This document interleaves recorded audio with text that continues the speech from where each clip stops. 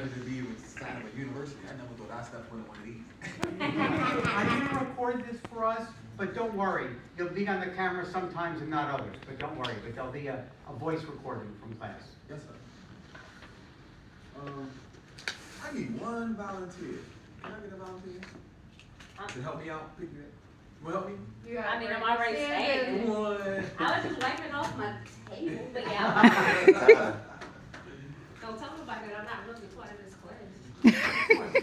So my wife, she tried to introduce me, but she introduced me her way. But I'm ready to have you introduce me. Oh, you want me to read this? Yes, ma'am. Oh, I'm glad I can do this. Good evening, everyone. Say no.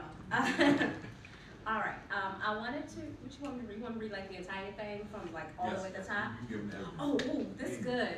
I'm animated and everything for you. I got you. The White House, Washington, August 30th, 2016. Mr. Christopher White. Not gonna give your address, but no. Oh, that's right. Oh, we can give it that. Oakdale, FC. Is it one or I? 2. 2105 East Waitley Road, Oakdale, Louisiana 71463. Dear Christopher, I want to personally inform you that I am granting your application for commutation. The power to grant pardons and clemency is one of the most profound authorities granted to the President of the United States. It embodies the basic belief in our democracy that people deserve a second chance after having made a mistake in their lives that led to a conviction under our laws. Thousands of individuals have applied for commutation, and only a fraction of these applications are approved. I am granting your application because you have demonstrated the potential to turn your life around. Now it is up to you to make the most of this opportunity. It will not be easy, and you will confront many who doubt people with criminal records can change. Perhaps even you are unsure of how you will adjust to your new circumstances. But remember that you have the capacity to make good choices. By doing so, you will affect not only your own life, but those close to you. You will also influence, through your example, the possibility that others in your circumstances get their own second chance in the future. I believe in your ability to prove the doubters wrong and change your life for the better. So good luck and Godspeed. Sincerely, who president was that? President Barack Obama. Oh! All right, thank you. Oh man, I like when you read the part right here. See, but remember, see the book. Remember, it was my name supposed to go there. But remember, Christopher, that you have the capacity to make good choices. By doing so, you will affect not only your own life, but those close to you. So that means that anybody I come in contact with, I'm supposed to be pointing to you, saving you from something. But anyway, so without further ado, my name is Christopher White. At the age of 17, I became a millionaire selling drugs on White Lock Street, right in Baltimore City. Gold Street, Bloom Street, all around there. Y'all probably know those areas. And, Do you want me to be showing these pictures while you talk? you can, Ms. Smith, is that what you want? Yes. All right. so that's me when I was in prison right here. So at the age of 17, like I said, I became a millionaire selling drugs. 21, the feds locked me up. I went to trial, they gave me 30 years. Well, they gave me 60 years. So I had 30 years for count 1, which was a conspiracy, and 30 years for count 2, which was possession with intent to steal. Right? And that's 60 years. But the judge, God gave me favor, and even in the midst of the trouble that I was in. You see what I'm saying? Because the judge could have gave me the 30 and 30 running wild. But God said put them together. So I was in my training ground because when I was out here selling drugs and getting money, I ain't gonna lie, I kind of thought I was God too. I thought I was untouchable. I thought that the money could get me out of anything, which it did on the state side. I could get a case and somebody get a case, I could go bail them out with money. Money was it was fast. I could get you out of anything. But at 21, the feds locked me up. They gave me 30 years. They ran me together, like I said. Now, I went to trial, and I got all this time. I'm 21 years old. I didn't know how to start no 30 years. You know what I'm saying? Like, how do you start 30 years at 21 years old? I told the judge, I said, Judge, I ain't even been on the earth 30 years yet. How you gonna give me more time than I ain't even 11? But they said because of my bad choices. See, everything comes down to a choice with us, y'all. I had to make a decision, a sound decision, even when I was in the midst of this, hanging out with guys like this. I had to choose if I wanted to walk with God or do I want to walk with my homeboys from Baltimore, getting in trouble, having to carry knives with me all day long. Walking through doors, when you walking through doors, all the hair on your neck and your back and everything just stand to attention because there's so much tension in the air. There's so many people, somebody ready to stab. You know something really happening. So I ain't want to be like this. Look at all them guys. When I was in there, I told him earlier, I said, I told the people, I said, call me any day now, right? But people thought I was being funny, but that's what God gave me when I was in there. Because I was looking forward to when every time the intercom went off, I wanted to hear my name being called to go to R&D so I can get out of there. So, I mean, I had $1 million in cash. Like I said, I had $1 million in cash with 30 years. I'm thinking I'm gonna get a bail to get out. I'm making phone calls and everything. Hey man, look, get this money. Go get $250 from over there. Go put that. I'm getting all this money together. When the man came in, guess what he said to me, y'all? He knocked on the table and be like, he said, Mr. White, you know you got all the money. We don't want that. We print money every day. We want your body. Like, ain't no getting out of this. The only way you gonna get out of this is if you tell on your friends. Now let me rewind back a little bit. So now, here I am standing in front of you with a 30-year sentence and they ain't catch me with nothing. No drugs, no guns, no nothing. They came right in my house and they took all my cars. They took money from me. They gave me all that back because they didn't find nothing. Then, 2 months later, I catch a case for some guys at 24, I had 24 co-defendants. I caught a case for 24 people that I didn't even get no money with. One of the guys made a mistake and slipped up and had relations with one of the police officers, a Baltimore City police officer, right? A regular Baltimore City police officer. The guy took and messed with the man girl. He came up our neighborhood and promised us that he won't lie. He said, all y'all, I'm gonna lock all y'all up. For this one mistake that this guy made, we had to pay for that. I had to pay 30 years of my life for a mistake for somebody else. I ain't get caught with nothing. So all the way through, this I got the trial because I know I ain't did nothing. But I was doing something, because they said I wouldn't have been in that conspiracy, because conspiracy, y'all, it don't take just two people just to say, yeah, we don't go do this. That's a conspire right there. It say 2 or 3 or more. When 2 or 3 are gathered, that's the conspiracy. But I wasn't gathered with nobody. But these people rigged up something because of this animosity that this police officer had. Matter of fact, he went as far as, I'm gonna lock all y'all up, to going to the DEA and getting sworn in as a deputy. They deputized the Baltimore City police officer who gave me federal jurisdiction. And here I am in federal prison. From a state charge though. Because had I been going to state, guess what? I'd have been going up to go the same day on my trial. Because money can get you out of this stuff. And that's what I thought. But when they told me that my money couldn't get me out, and I had to tell something, guess what I had to do? Now I gotta make a decision. Golly, I know something about him, I know something about him, I know something about him. But see, that's the human side of me though. So you got a spiritual side, human side. The human side wanted me to get out. I ain't, man, I'm not standing here. I'm ready to shoot. What you want to know? That was the human side. But then I had to get in my spiritual side and tap into myself with Jesus. They like his friends. So even though I knew stuff about them, they didn't know nothing about me. Because remember, I branched off and went down Gold Street. I went up by like them. They put me with these guys to try to make it stick because they knew that I was somewhere else and they don't know nothing about me. So here they got what they needed because I ain't going to jail for them. That's what they thought. So here I am doing 30 years for some guys. Like I said, I'm gonna keep saying it because I'm doing time for somebody who I didn't do anything with. And I'm trying to paint that picture to y'all because we don't have friends, y'all. I'm just gonna be real. We don't got friends. Because my friend would have did this. And I'm watching Creed. Y'all seen Creed right here? Seen Creed? Oh man, there was so much science in there. One that got. I enjoy it. Listen, you gotta make sound decisions for you. When I was walking in prison, I had to make a sound decision that I want to run with these dudes or that I want to walk by myself and me and God get me out this thing. Because brother with them, guess what? I was gonna run my time up. And you know, look, I'm in there for 30 years right now.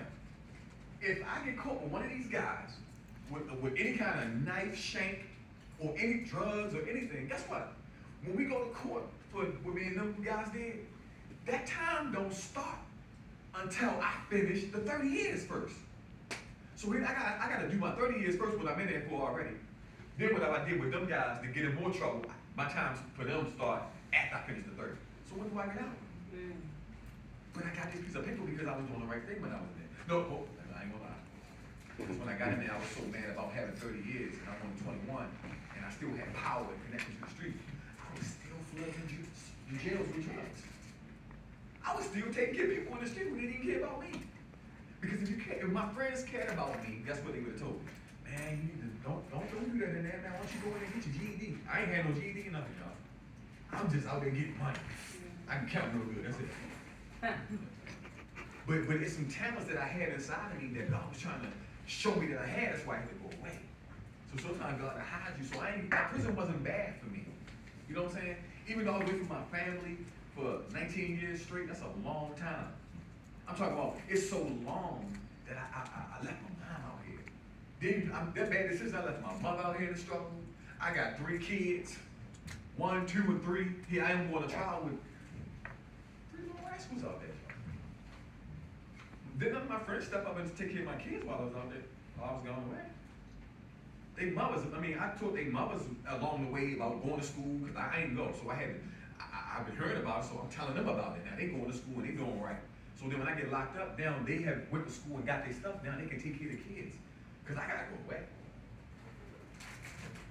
So here I got these kids out here. Now my son's growing up, I'm watching my kids grow up in pictures. What kind of father was I? I'm watching my kid, and then I said I ain't have a GED. I'm calling home. Baby mother talking about, how you gonna say? Chris, you gotta talk to them. You gotta do this. And I'm like, I'm on the phone, I'm like, now what am I supposed to say to my sons or my daughter about school when I ain't even finished? See, everybody wanna try to tell you what to do, but they ain't got no, they can't go back and show me no experience about them getting through it and tell me how to get through it. So now, I'm like, oh man, what am I saying to them? So I said, God, you gotta give me some work for my sons, my kids. So what I say is, okay, Chris, what's the problem in school? So now I gotta try to play problem solver maker now. Now, instead of me getting on them, I gotta try to figure out why you doing that. So Chris, what's up? What's going on in school? Oh Dad, man, this going on, that going on. Mommy, blah, blah, blah. Okay, now I know what the problem is. When I talk to the mother, I can relate it to her, and then she can work it out with the school, and then he back in school again.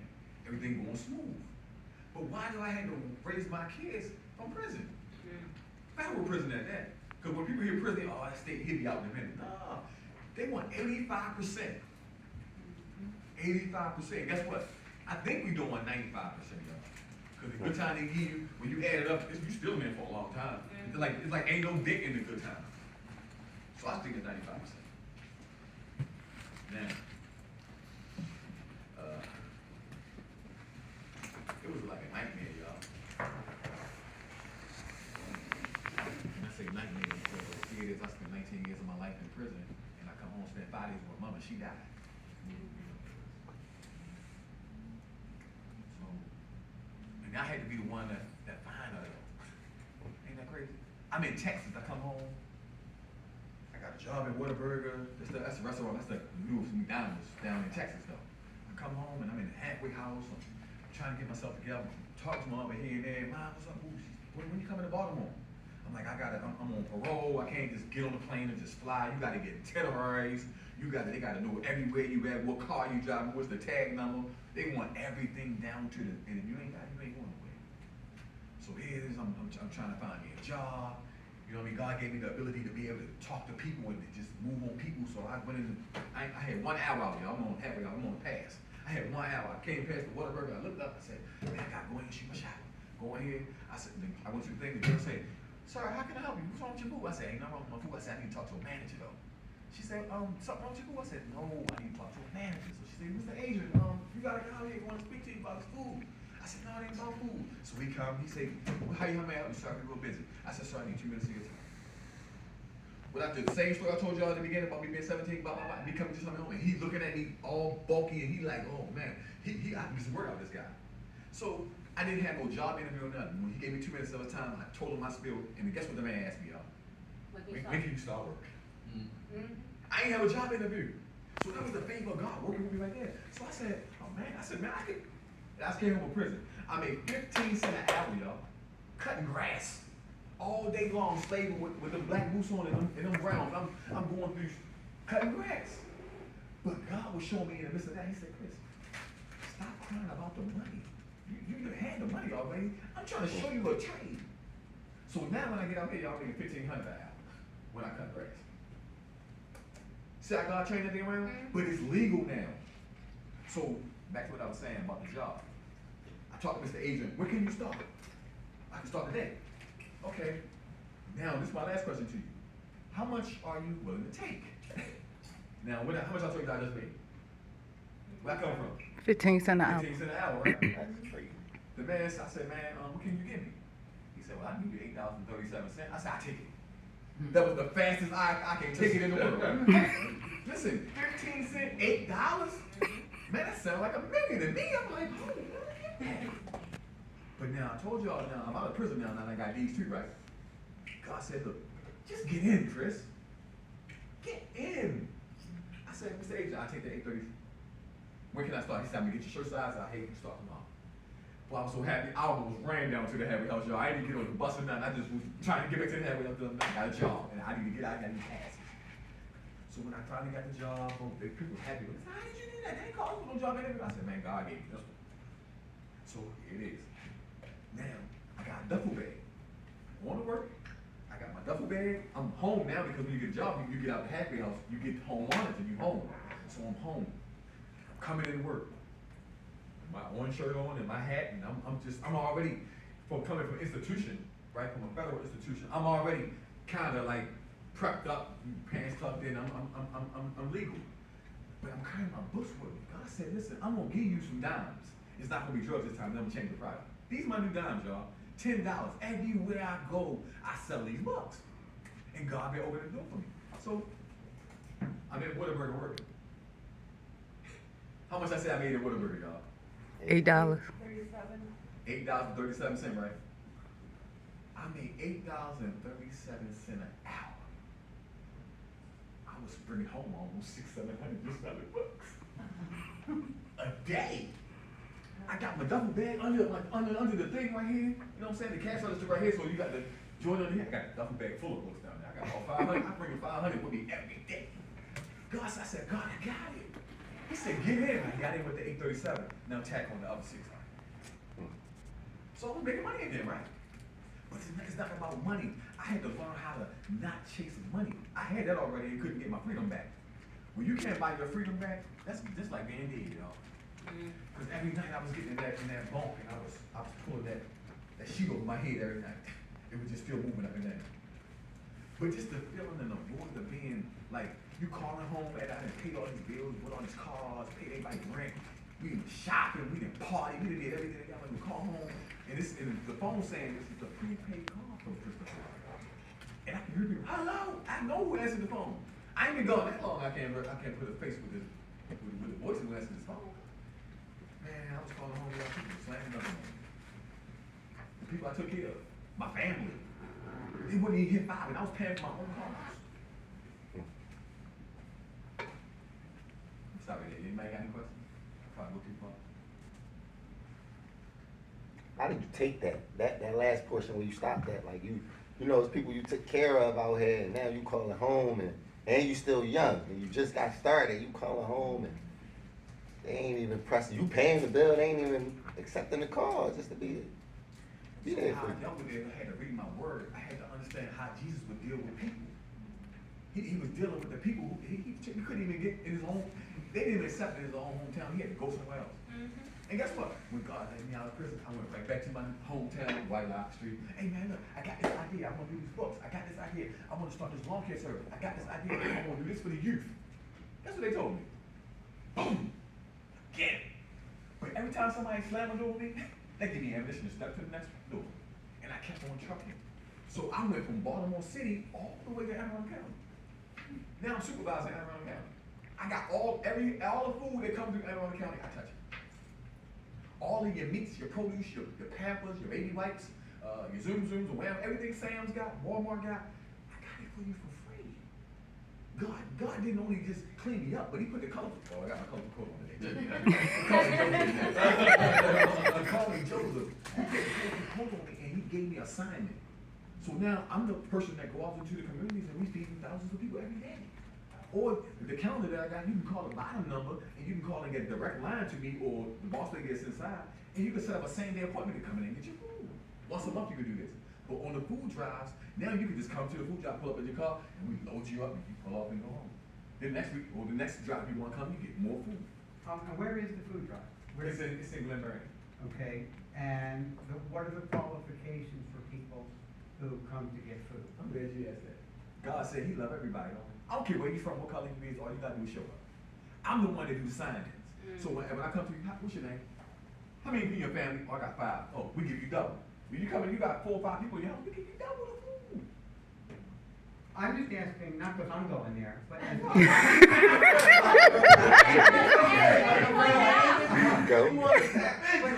Right. As a potential resource for people, that it's really valuable that you can show up somewhere and not have to prove that you meet qualifications.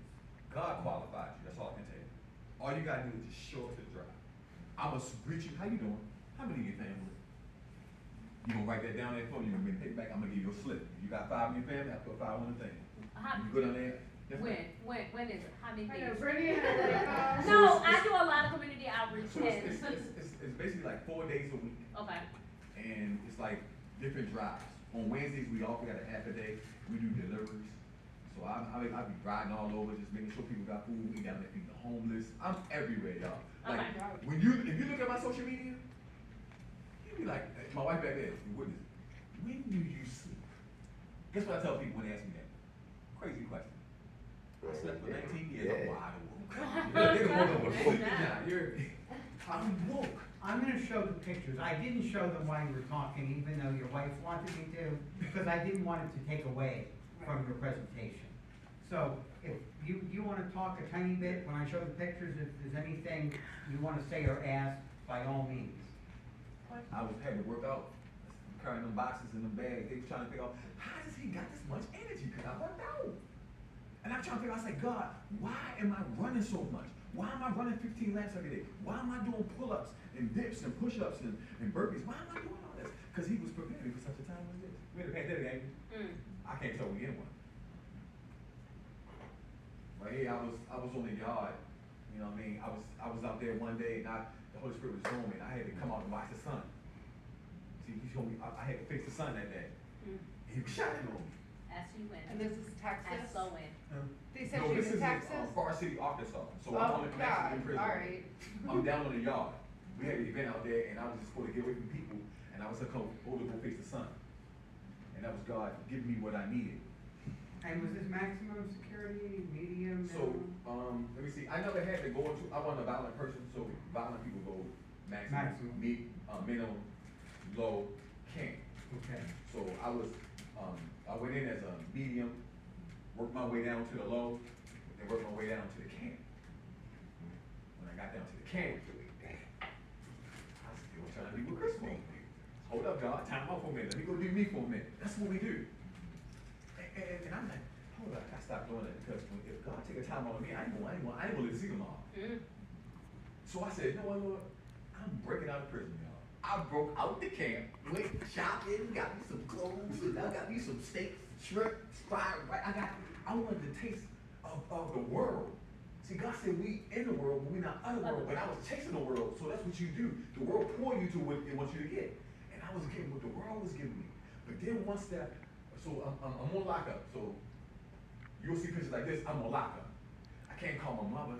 So I'm going 30 days straight, but I'm talking to my mom, right? My family. You know, I can't use the phone. Because I'm getting punished from either selling drugs or hitting too many tickets or doing something. Listen, haters is not just in the street world, y'all. They in there too. Because I wasn't going to live, I wasn't going to live no differently than when I did on the street. I had a habit of looking good and wanting money. So the stamps, my whole life turned to stamps and little daddy cakes and mackles and tuna. That's what the money was in there, y'all. So here it is, you gotta do is get stamped up for a book of stamps. That ain't about $5. Because if I go to the commissary and I spend $8.90 for the stamps, I'm spending my cash money out of my account to get that $8.90. But once they get to the compound, they only get $5. So we play tickets with that, we buy sodas with that, we like that's our store money. You know what I'm saying? So right here, as you can see, that's this book right here. You hear people saying rehabilitation. I don't believe in rehabilitation. Because if you don't make a sound decision for yourself, right, to want to change, I don't care who's sitting in front of you, you're not going to change. You can appear to change in front of them because they sit in front of you, but what you do when they're gone. That's when your integrity comes in. So if I'm not here to impress people. I'm in here to make my amends with God. Because he's in control of the people. And once you grasp that once you in God's will, that can't nothing go wrong, you gotta believe that though, because everybody don't have faith. So I'm here to tell people, like, listen, I came from death. Because they said 30 years. Listen, y'all, Michael, these days still set for January the 25th of 2025. What year is this year? I came out at 16. I don't know what man was talking about. But the only way I would just be praying and fasting. I had to read, I had to study to show myself approved. I had to prove to God I was ready. Well, I'm getting out that joint. And so what turned you to praying and fasting from even dealing drugs in prison? What is it that brought about that change? Well, I can't say it was a change then because even when I was selling drugs and getting millions of dollars, y'all, I was still praying. I would save all my life, but there's sometimes, like I said earlier, you want to step away from God and do your own thing. We can't do that. So when you do that, guess what you do when you step away from God? You get from under the umbrella of protection. Now you open for all kinds of attacks, even your family. He gonna use whoever he need to use. Like I read the story of Job. I had to go on. God said, Chris, when you read this word, don't read like it's no urban novel, which is almost like an urban novel because it's real life stuff. But I'm saying you gotta read this joint and ask for some understanding and some wisdom of what you're reading, so that he can show you how that's you in the Bible, the story that you picked. I was Job. Job lost everything. And God restored all back. I lost